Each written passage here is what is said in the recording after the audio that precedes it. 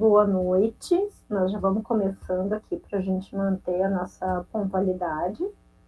Então, hoje é a nossa quarta aula do ciclo de atualização em endocrinologia clínica desse ano de 2024, aqui da SBNRS. E hoje a apresentação ela vai ser da equipe de Pelotas. O professor que vai fazer a orientação é o orientador, o Paulo Henrique Gonzalez, e as médicas residentes que vão fazer, então, a apresentação do caso é a Isabelle e a Caroline. Então, vou passar a palavra para as apresentadoras já. Boa noite, então. Eu sou a Isabelle da Lasta, sou residente em endocrinologia do serviço da Universidade Federal de Pelotas. Hoje, junto, então, com a minha colega Caroline, a gente vai dar início à quarta aula do ciclo de atualização em endocrinologia clínica da SBEM, sob a orientação do professor Dr. Paulo Henrique Gonzalez. O nosso caso, então, JRO, é um homem branco de 35 anos, natural e procedente de Pelotas, trabalhando atualmente como atendente em loja de material de construção. O paciente chegou para a primeira consulta com a gente, então, em novembro de 2023. Ele referia ser previamente rígido e tinha iniciado aproximadamente em março de 2022 com um quadro de perda ponderal significativa, que ele diz que evoluiu até o ano de 2023 com uma perda de aproximadamente 20 quilos em um ano, com uma fadiga, um cansaço excessivo e alterações oculares que configuravam proptose ocular.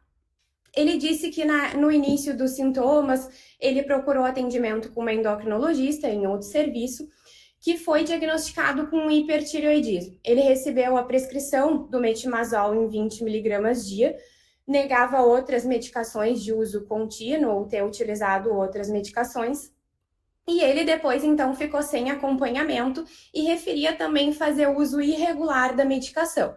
Inicialmente ele usava com alguns esquecimentos, mas antes de consultar com a gente em novembro de 23, ele referia que fazia 3 semanas que ele tinha parado completamente o uso do metimazol, mas devido à piora recente dos sintomas, cerca de 5 dias antes, ele tinha retornado por conta na dose de 15 mg dia.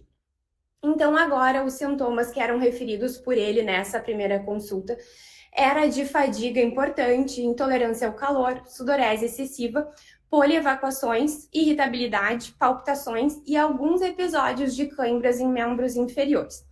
Ele negava qualquer outra comorbidade conhecida, ele negava etilismo, tabagismo, uso de drogas ilícitas, negava também qualquer internação prévia ou cirurgias prévias. Ele não nos trouxe nenhum exame nessa primeira consulta prévio, nem recente, tá? E no exame físico dessa consulta, então, o paciente se apresentava em bom estado geral, lúcido e orientado, com mucosas úmidas e coradas. E ao exame oftalmológico, então, ele apresentava uma proptose ocular leve. Ao score de atividade clínica, ele pontuava 3 pontos por hiperemia conjuntival, edema e também hiperemia palpebral. Ele não tinha outras alterações oftalmológicas, assim. Ao exame de movimentação ocular era preservado, também não tinha queixa de dor, e ele não tinha outras queixas espontâneas como dor ocular, diplopia ou redução de acuidade visual. Ao exame, então, da tireoide, ele tinha um bócio visível, a palpação era uma glândula aumentada difusamente, de forma simétrica, de consistência firme, sem nódulos à palpação. Nas auscultas, tanto cardíaca como pulmonar, nenhuma alteração digna de nota, pressão de 110/70, com frequência de 96. Ao exame abdominal, sem nenhuma particularidade, altura de 1,75 com um peso atual de 83, configurando um sobrepeso, IMC de 27,12. Nenhuma alteração de pele ou fâneros digna de nota e apresentava, além disso, um tremor fino de extremidades.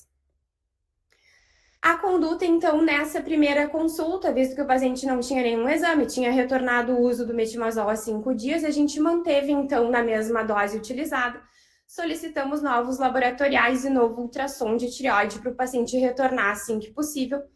E ele retornou depois, então, de 1 semana com os exames. Os exames, então, que eles nos trouxe nessa consulta que foram coletados no dia 27 de novembro, ele trouxe início de dezembro, ele tinha uma glicemia de jejum alterada, uma creatinina de 0,4 com transaminases dentro da normalidade, um cálcio de 9,7 com albumina também normal de 4,1, um hemograma com uma anemia discreta, leve, normo, sem alterações de leucócitos ou de diferencial, com plaquetas também dentro da normalidade. O TSH, então, estava suprimido, abaixo de 0,015, com um T4 livre elevado, um T3 também elevado, T4 livre de 3,58, T3 de 5,02, com um TRAB positivo de 3,44, um anti-TPO também positivo. O ultrassom, então, que o paciente realizou também no início do mês de dezembro, mostrava uma glândula tópica de dimensões aumentadas, como esperado, não se identificava nenhum nódulo ao exame de imagem e volume tanto do lobo direito como esquerdo aumentados, com um volume total de aproximadamente 54 centímetros cúbicos, sem linfonodomegalias visualizadas, configurando, então, um bócio difuso. Nessa consulta, a gente aumentou a dose do metimazol para 30 mg dia. Foi iniciado também o propranolol na dose de 40 mg 2 vezes ao dia. E o paciente foi orientado a realizar a coleta de novos exames e retornar em aproximadamente 2 meses em consulta. Essa consulta, então, de fevereiro, que a gente tinha agendado, ela acabou não acontecendo e o paciente retornou para a gente em consulta em março, conforme solicitação dele de reagendamento. Nessa consulta de março desse ano, o paciente referia que ele tinha tido um episódio no dia 16 de março. Ele disse que alguns dias antes ele tinha iniciado com um quadro discreto de redução de força em ambos os membros inferiores. Mas no dia 16 ele teve uma evolução abrupta com uma piora significativa dessa redução de força em ambos os membros inferiores ao acordar, que ele não conseguia mais levantar da cama e deambular. Fora isso, ele não tinha outros sintomas associados, ele não tinha dor, a sensibilidade a princípio referida era preservada e ele não tinha qualquer outro sintoma gastrointestinal, respiratório ou qualquer outra queixa associada. Ele referia que no dia anterior, no trabalho, ele tinha tido um dia estressante e tinha feito o consumo de uma dieta hipercalórica à noite, mas negava o uso de qualquer outra medicação, negava o uso de drogas ilícitas, negou o consumo de álcool ou qualquer outra medicação diferente utilizada nesses últimos dias. E isso ele relatava também, então, que ele havia suspendido o uso tanto do metimazol como do propranolol 10 dias antes, suspendido por completo mesmo, por conta dele mesmo. Então, com esse quadro de paraparesia dos membros inferiores, os familiares levaram ele ao pronto atendimento. Essa consulta, infelizmente, inicial do pronto atendimento, a gente tem dados muito sucintos referente a essa avaliação inicial, tanto de subjetivo como de exame físico, tá? Mas o que a gente tem de informação, então, é que o paciente deu entrada no pronto atendimento ansioso, referindo essa incapacidade de deambular por perda de força, então, em membros inferiores. Estava com bom estado geral, lúcido e orientado, sem alterações de estado mental, com pressão de 130/80 e uma frequência de 87, afebril e saturando 97 em ar ambiente. Ele apresentava, então, nessa descrição, uma paraparesia ao exame físico de membros inferiores apenas. Esses são os exames, então, dele da chegada no pronto atendimento, que a gente teve acesso, que ele trouxe isso depois em consulta. Então, nessa chegada no pronto atendimento, ele tinha um TSH suprimido abaixo de 0,015, com um T4 livre elevado de 5,47, uma mioglobina que era um pouco acima do valor de referência, que era 72, o limite superior da normalidade, CPK normal de 155, o hemograma mantinha o mesmo padrão do hemograma anterior, com uma anemia discreta, normo, sem outras alterações em leucócitos ou plaquetas, uma PCR dentro da normalidade também, dedímeros de 0,46 dentro da referência, creatinina de 0,41, uma ureia normal, LDH dentro também do valor da normalidade de 147, com um magnésio de 2 e um potássio de 2,5, que foi repetido e confirmado. Ele tinha um sódio dentro da normalidade, de 141, cálcio também normal de 10, e uma gasometria venosa também dentro dos parâmetros da normalidade, sem nenhuma alteração digna de nota. Então, nessa avaliação, as alterações principais foram a função tireoidiana, né, e a hipocalemia. A conduta inicial no pronto atendimento foi a reposição EV de potássio. E, então, depois, mediante essa reposição, o paciente ficou lá em acompanhamento por 24 horas. Eles foram realizando novas dosagens de potássio. A última delas, antes da alta, o paciente tinha um potássio de 3,9 e ele referia melhora completa dos sintomas. Ele já deambulava e não tinha mais nenhum outro sintoma associado, tá? Diante disso, então, foi deixado potássio via oral, tá? Slow cap, com a orientação dele utilizar por 5 dias. A princípio, não foi encontrada nenhuma etiologia clara para essa hipocalemia. E ele foi liberado, então, com a orientação de retornar o uso do metimazol e do propranolol que ele tinha feito a suspensão há 10 dias e orientado a agendar consulta de retorno com o endócrino. Nessa consulta de retorno, então, cerca de 2 semanas depois do episódio, ele referia tá assintomático, sem novos sintomas, sem novos episódios semelhantes, com uso regular tanto do metimazol como do propranolol, tá? Ele trouxe exames nessa consulta de glicemia de jejum alterada, com uma hemoglobina glicada de 6,2, compatíveis com pré-diabetes, uma vitamina B12 de 819, um potássio normal, já sem nenhum tipo de reposição, de 4,7, um sódio de 139, cloro de 109, e tinham sido solicitados EQU e potássio em urina de 24 horas, com vista a esclarecer possíveis diagnósticos diferenciais, mas que o paciente acabou não realizando. Tá? Nessa consulta, então, não tinha função tireoidiana porque ele recentemente tinha retornado, né, o uso do tapazol e do propranolol. Foi orientado que ele retornasse em 1 mês com novos exames laboratoriais para reavaliação do quadro. O paciente acabou não retornando nessa consulta prevista para junho, tá? E então foi entrado em contato, um médico assistente, no caso o Dr. Paulo, entrou em contato com o paciente para saber como que ele estava, se tinha coletado os exames, se tinha algum plano de retornar em consulta. O paciente referia que desde o episódio do dia 16 de março e da correção do potássio, ele nunca mais havia apresentado nenhum episódio semelhante e ele fez essa coleta em junho e encaminhou agora em julho os exames para nós recentemente coletados em uso a princípio regular de todas as medicações, tá?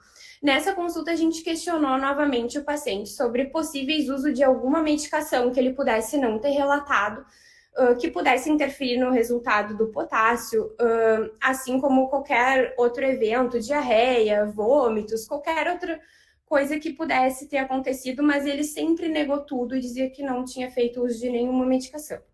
Nesses exames coletados agora, início desse mês, ele mantém glicemia de jejum elevada de 107, uma glicada de 5,7, com magnésio de 1,9 e um potássio normal de 4,7.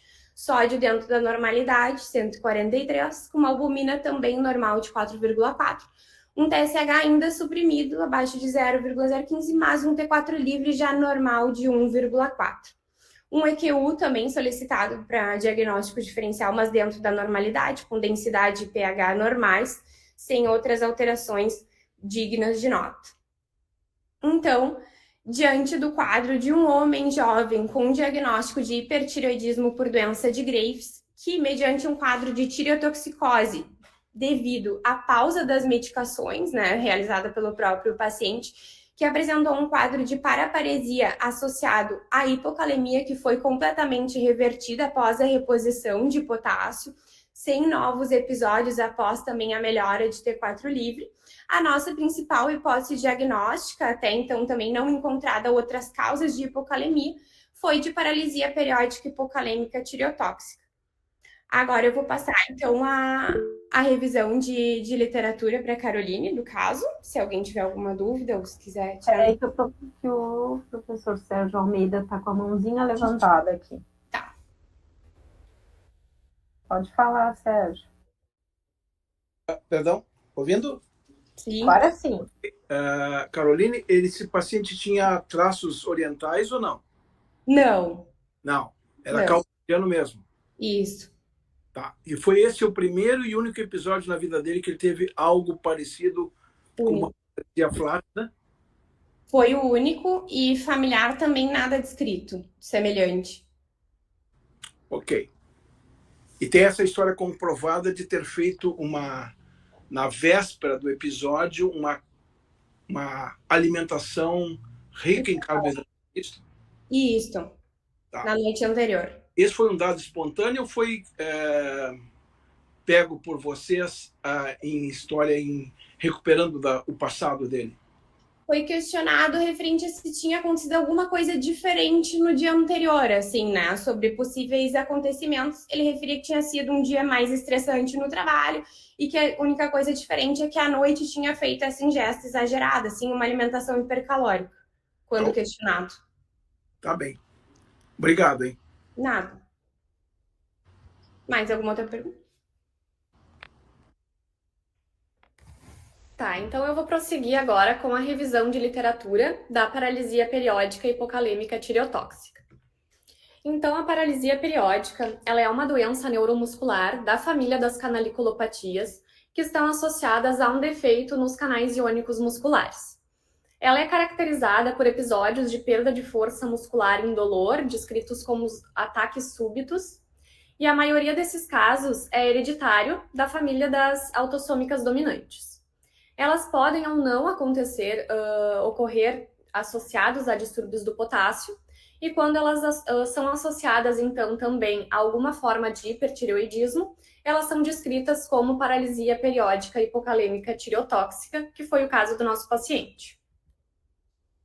Então, sobre a epidemiologia, qualquer causa de tireotoxicose pode estar associada à paralisia periódica tireotóxica, incluindo o abuso de T4. E entre as doenças, então, descritas, a doença de Graves é a mais comum.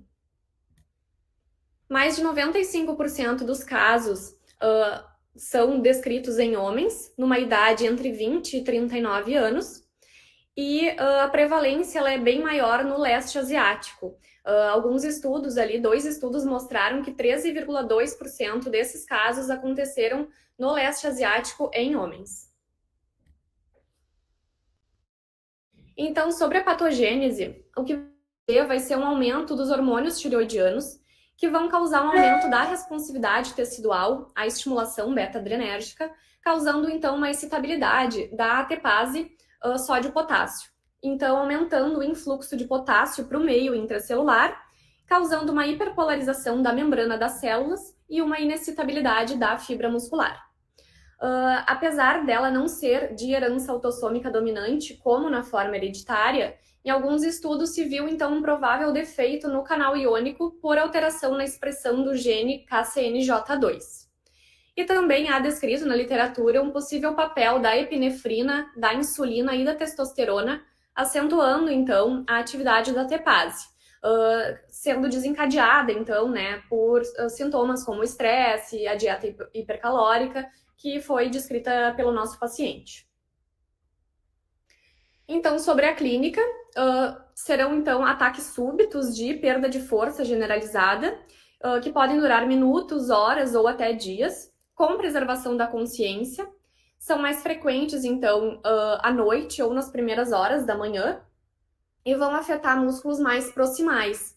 Geralmente afeta primeiro os membros inferiores, em detrimento dos membros superiores, e geralmente vai ter também um gatilho ali, um desencadeante, que vai ser o jejum, o estresse, a dieta hipercalórica, exposição ao frio, álcool, e também muitos pacientes relatam após exercício vigoroso. E no exame neurológico, então, vai haver uma diminuição do tônus, uma hiporreflexia ou uma arreflexia. Sobre as alterações laboratoriais, então, em média ali a gente vai ter um potássio de 2,1, que foi relatado em uma série de 78 casos, mas também foi registrado já potássios menores de 1,5. Vai ocorrer também uma elevação de T4 em níveis mais baixos de TSH, e também pacientes com níveis elevados de T3 e T4 normais foram relatados. Outros achados laboratoriais também incluem uma hipofosfatemia leve e a hipomagnesemia, e alterações no eletro também compatíveis com hipocalemia, como a ocorrência da onda U, taquicardia sinusal.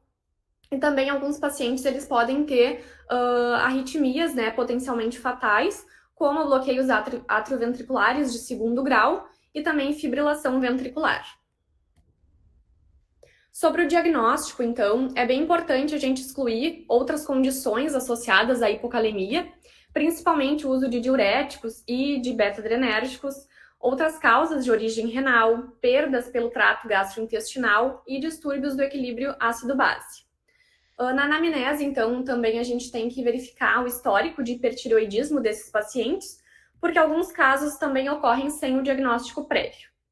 E outro quadro sugestivo, então, que vai levantar suspeita, né, vai ser a reversão do quadro com a reposição adequada de potássio, que também foi o que aconteceu com o nosso paciente quando ele foi no pronto atendimento.